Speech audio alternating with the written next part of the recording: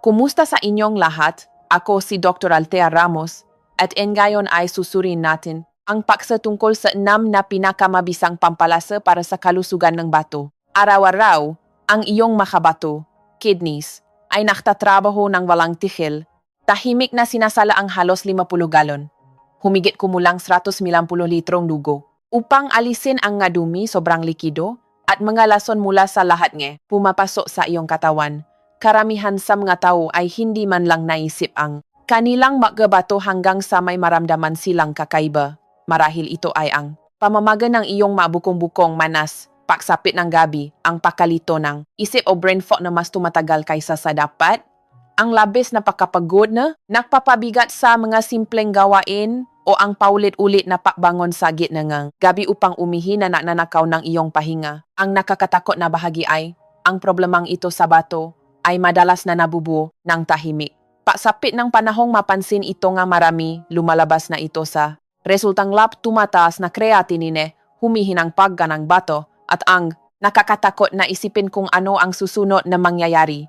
Milyon-milyong Pilipino ang nabubuhay na may sakit sa bato at marami sa ating mga kababayan ang hindi man lang nakakaalam na mayroon sila nito. Ngunit heto ang nakapagbibigay pag-asang balita. Ang ilang pang-araw-araw na pampalasa na nasa iyong kusina ay maring makatulong na protektahan ang kalusugan ng bato sa pamamagitan ng paglaban sa pamamaga, inflammation at oxidative stress, dalawang pangunahing dahilan na sumisira sa mga tisyu ng bato sa paglipas ng panahon. Bilang isang babaeng doktor na may 35 taong karanasan sa panggagamot dito sa Pilipinas, ibabahagi ko sa inyo ang 6 sa mga pinakamabisang pampalasa na mabuti para sa bato. Kasama ang isang madalas makalihtang pang-araw-araw na ugali na maring mahing susi. Sa pagitan ng pagtulong sa iyong mabato at ni hindi sinasadyang pagpapalala nito. Karamihan sa mga tao ay nakatuon lang sa mga pampalasa at nakakaligtaan ang isang ugali na pinakamahalaga. Manatili kayo sa akin dahil ang maririnig ninyo sa mga susunod na minuto ay maring makpabaho sa para na inyong pakprotekta sa inyong mabato sa mga susunod na taon. 6. Bawang, garlic. Ang bawang ay isa sa mga pinakamabisang pampalasa para masuportahan ang kalusugan ng bato dahil direktang pinabubuti nito ang sirkulasyon ng dugo na napakahalaga para sa tamang pagsasala. Ang iyong mga bato ay makakapagtrabaho lang ng mayos kung mayos ang daloy ng dugo. Ngunit, sa paglipas ng panahon, ang pagbara, pamamaga at paninias ng mga ugat ay maring mapasikip sa mga daluyang ito. Kaya ang dugong may mataas na presyon ay bumabangga sa mga masasalang unit ng pagsasala at nagdudulot ng stress sa tisyong bato. Pinipigilan ito ngang bawang sa pamamagitan ng nga compound nito na may sulfur, lalo na ang allicin at diallyl disulfide, na nagpapaluwang ng mga ugat. Vasodilasyon, sa pamamagitan ng pagpapataas ng produksyon ng nitric oxide sa madingding nga ugat. Ang paluwang na ito ay nakbibigay daan sa banayad na pagdaloy na dugo na nagpapabuti sa paghahatid na oksigen at nutrisyon habang epektibong inilalabas ang mga dumi. Ang bawang ay may malakas ding antioxidant properties ayon sa mga pananaliksik na inilatala ng National Kidney and Transplant Institute, NKTI, sinusuportahan ng bawang ang kalusugan ng mga ugat at ang mga paaral na binanggit ng University of the Philippines Manila, UP Manila, ay nagpapakita na ang regular na pagkonsumo ng bawang ay may kaugnayan sa mas malusog na presyon ng dugo na direktang nakaugnay sa kalusugan at pagsasala ng bato. Kung nasabihan ka na doktor na bantayan ang presyon ng iyong dugo, mas mahalaga ito para sa iyo. Karamihan sa atin ay nakakamali kaya nalilimitahan ang benepisyo nga bawang tulad ng pagluluto nito agad pagkatapos pitpitin. Ang lihim na paraan ay simple. Pitpitin o tatarin ang 1 hanggang 2 butil ng bawang at hayaan itong nakababat ng 5 hanggang 10 minuto bago kainin o iluto upang ma-activate ang allicin. Maari mo itong inumin sa umaga na walang laman ang tiyan kasama ng tubig na may konting pulot honey o ilagay sa inyong paboritong sopas, sinigang, ginisang gulay o adobo. Paresan ito ngang malulusok na tabatulad ng olive oil at uminom energy 1 buong baso energy tubig. 5. Komino. Isipin na binibigyan mo ng tulong ang iyong mga bato tuwing umaga, pinapagaan ang kanilang trabaho habang banayad na inilalabas ang mga lason na naipon sa iyong katawan. Ganyan ang kayang gawin ng cumin o komino. Ito ay isang natural na detoxifier na nakpapabuti ng panunaw at tumutulong na may proseso ang mga lason sa katawan. Kapag bumagal ang panunaw at bumibigat ang pakiramdam, lalo na sa ating maedad na, ang nga simpleng pampalasa tulad nito ay napakahalaga. Ang mga aktibong compound nito tulad ng cuminaldehyde at thymol ay nagbibigay proteksyon sa mga bato. Ayon sa mga pag-aral na nakatala sa Department of Health, DOH, at mga pananaliksik mula sa University of Santo Tomas, UST, ang cumin extract ay tumutulong panatilihing malusog ang antas ng creatinine at urea at sumusuporta sa paglilinis ng atay na siyang nakakapagbagaan sa trabaho. Nyem Magiabato. Ang lihim, gumamit ng bagong duro na buto ng cumin o ibabat ang kalahating kutsarita sa mainit na tubig sa loob ng 5 hanggang 10 minuto at inumin bilang tiisa tuwing umaga.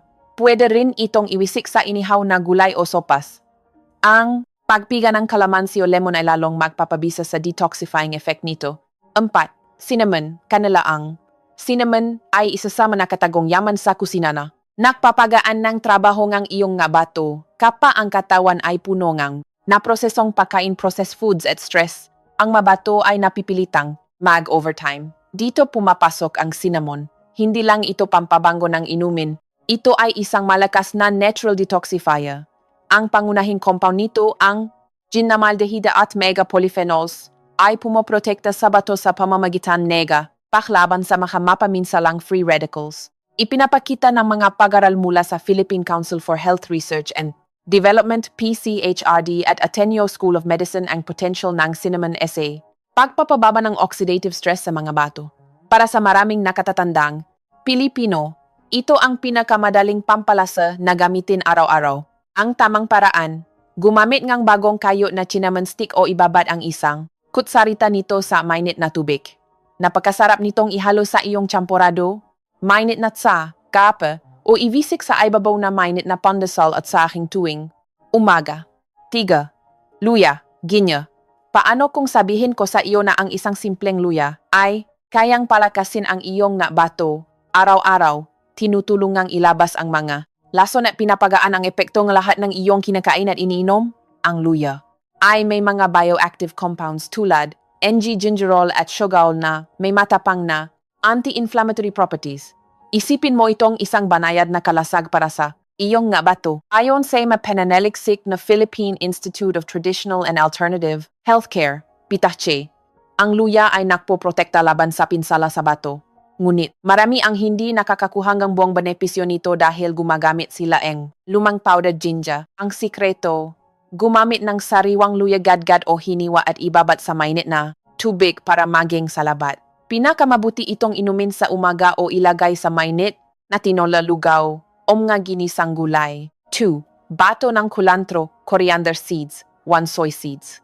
Ang buto ng wansoy, coriander seeds ay tila karaniwan lamang, ngunit mayroon itong pambihirang benepisyo sa flesh ng lason sa bato.